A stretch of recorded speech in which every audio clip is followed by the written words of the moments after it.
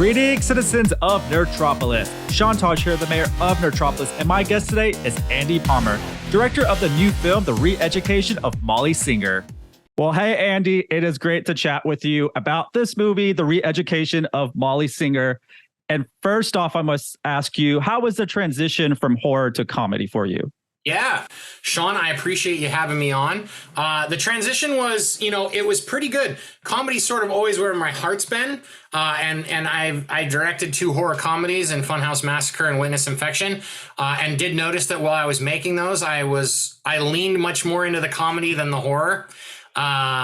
But what I found when I was making horror movies is that I really fell in love with the horror community. Like when we would go to we went to Horror Hound so many years and Days of the Dead and Monsterpalooza and all these places.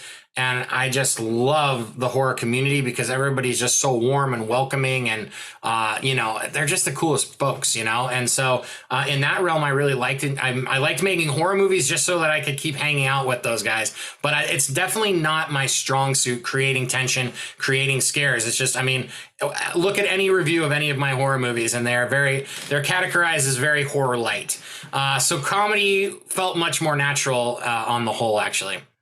Yeah, like you mentioned, the horror community is so great. It's a massive community, and you can find those communities in every city you're in. So what were some of your favorite horror movies and even comedies, growing up? What did you get drawn to?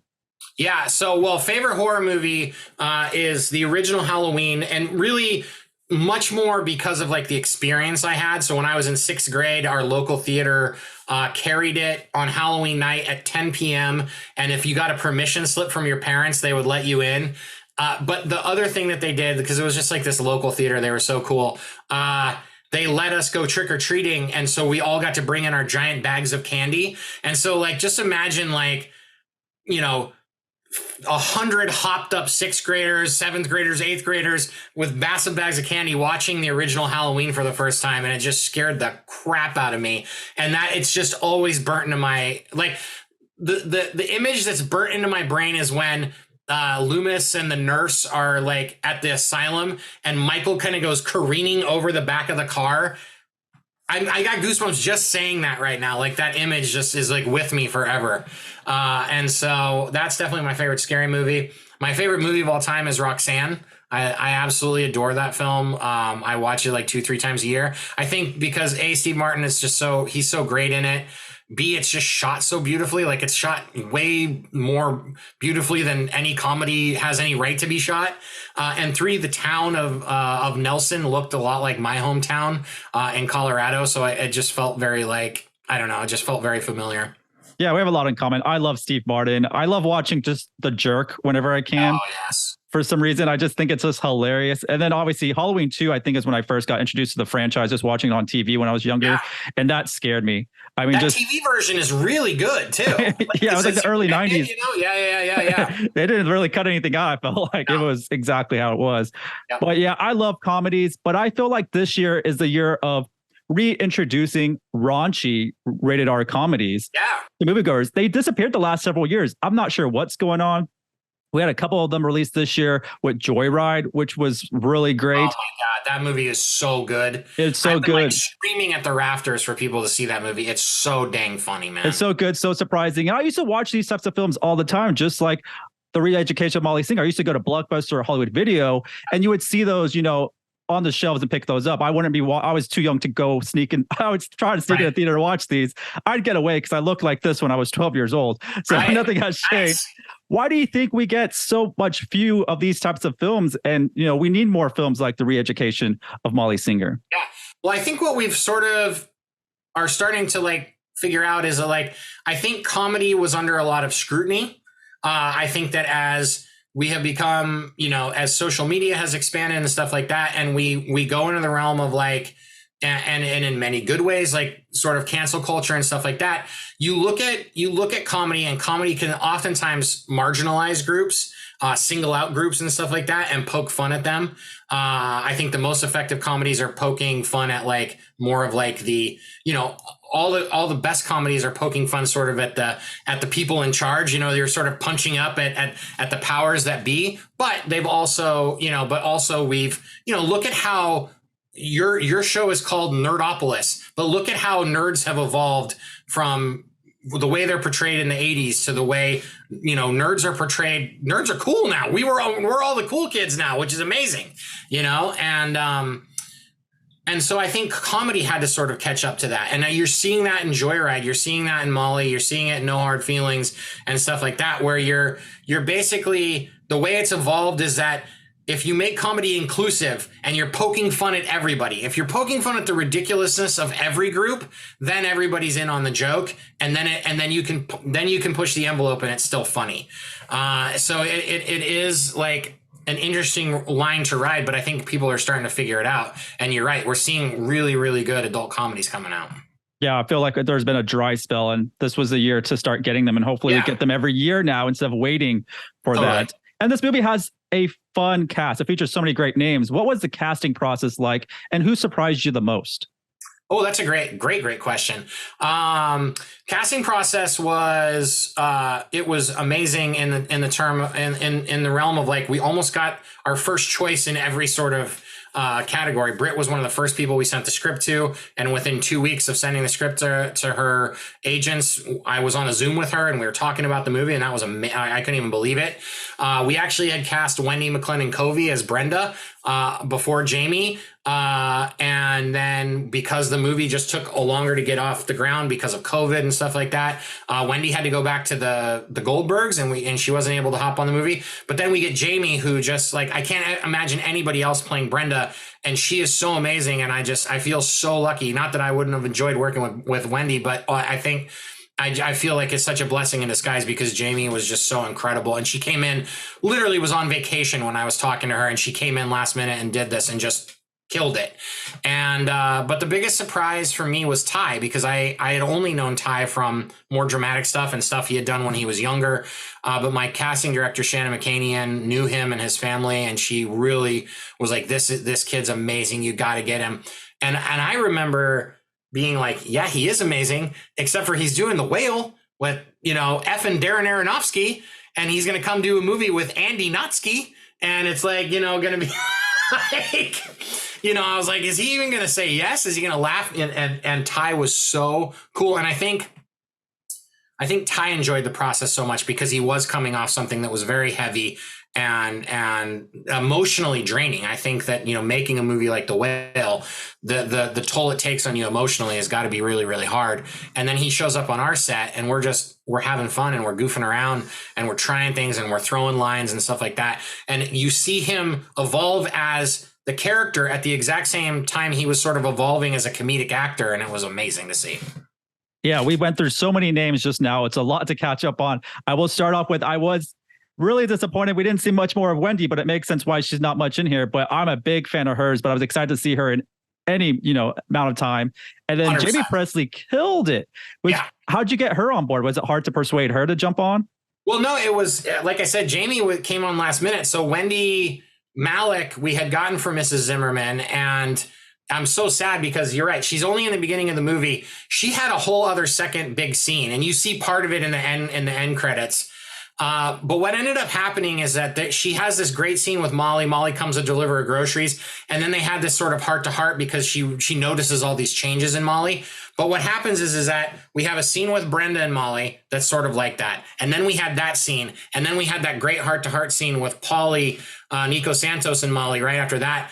And when you watch those all together edited, you're like, we're just hitting the same beat 3 times in a row. And so we had to lift that Wendie scene because Pauly and Brenda are just much more influential characters in her life. Broke my heart. Hopefully it'll be on the DVD because it's so beautifully acted. But then, Jaime came on when we lost Wendie McClendon-Covey for Brenda. So she was on vacation in North Carolina, but she liked the script. She actually liked the strip club scene. That was her favorite scene, which was funny because I thought that would be like the thing that a lot of actresses would be like, no, not for me, thank you. But she thought that was she just thought that was so hilarious the way we sort of turned it into this funny lesson in consent and stuff. And so she was game. She came on board. She literally stopped vacation and flew to Atlanta. Yeah, that scene is pretty funny, and seeing Ty in that is was very great to see that. He'd never been in a strip club before, so the first time he was ever in a strip club was on a movie set. It was pretty funny. I believe it. He's had such a long career. We've all seen him when he was little, and he's still young to this day to me. Oh, yeah. He's been around a long time, has accomplished a lot. You know, you said he kind of leaned into his comedic chop. So how was it like to have him part of this movie? And like, how was he on set? You know, I'm sure he was having a great time coming off The Whale and so forth. But that's a great addition. I just watched him in the new Insidious movie, you know, that he's been a part of. And he has such a great range. Oh, he's an amazingly talented guy and so nice. Like, just like we hung out with him a lot. We go out to dinner after we wrap and stuff like that. And he was just such a delight, such a fun guy to hang out with. The thing that, like, it was funny, like I said, you really see the evolution of Elliot's character sort of paralleling the evolution of Ty in comedy. The first couple days, like I think his first or second day on set was the second day, was the scene where he's just, you know, hurt the football player and he's coming home. He's packing his bags and he's coming home. And he starts playing it like very dramatically, you know, like the mom's talking about, like, I don't know what an upper decker is. And he's delivering the line, you know, very like, it's shit, ma, it's shit. You know, like he's like, and he's doing it in a way that you would do it in a drama movie, because it's a dramatic point for that actor. But he knew, and everybody knew, and I knew that, like, that wasn't fitting the comedy, because comedy drama is different than drama. And I could see him being like, this doesn't work. This isn't fitting. And so I pulled him aside and we started talking, and I said, the thing about comedy drama is the point of exasperation where everything is so bad it's almost funny. I was like, think of those moments where you're just like, well, fuck it. You know, like everybody's had those moments where something is so bad that you're just like, you just throw your hands in the air. And I was like, that's where comedy drama lives. And then he got it. And it was like, boom. And then constantly working with Nico and Jaime and Ty, or Nico, Jaime and Britt, every single day, he just got more comfortable, more funny. And it was awesome. Yeah, Britt, Robertson, Nico, Santos, chemistry is fantastic in this movie. 1-2 punch right there. How quickly did they click? Yeah, immediately. We the first time we all got together was like 3 or 4 days before filming. I went over to the hotel where they were staying at. We went down and sat in the conference area, and we just read the script. And it was so crazy to see the two of them just like start hashing out ideas. Oh, you do this and I'll do this and blah, blah, blah, blah, blah, blah, blah. And it was just, they just fell into it. And I think I can't speak to this 100%, but it felt like they got very close on set and were very chummy on set. And I mean, how could you not? Because they're two of the most amazing, sweet humans on the face of the planet. Yeah, I love seeing them together. And this movie includes the college life, partying, drinking, the drinking game. Who was in charge of putting the drinking games together? Because that was just my life in college. I saw in front of me all the games with all my friends around a table. Like, that was the fun times. I just had a lot of nostalgic in that scene. Totally. That was a lot of fun. Yeah, so the Booze Cathalon was a my idea thing. As we were kind of reworking the script, there was this sort of like contest, but it was sort of much bigger and broader. And again, now you're doing an indie movie where it's like, you know, your budget doesn't stretch as far. So I knew I needed this some sort of like trial by fire for Elliot, but it also needed to be sort of contained. And so yeah, I came up with this idea of the Booze Cathalon because I'm like you.